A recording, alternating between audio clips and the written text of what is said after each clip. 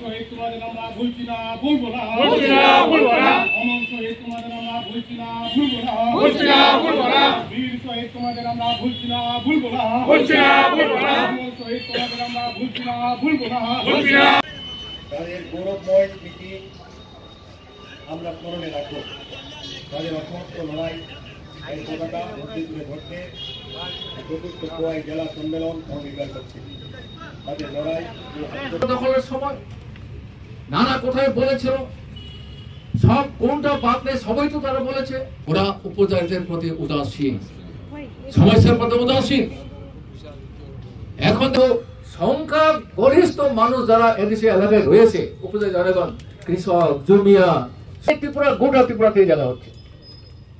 National লেভেলে জাতীয় পর্যায়ে যখন জায়গা কমে যাচ্ছে, এখানে কাজে দিচ্ছে না।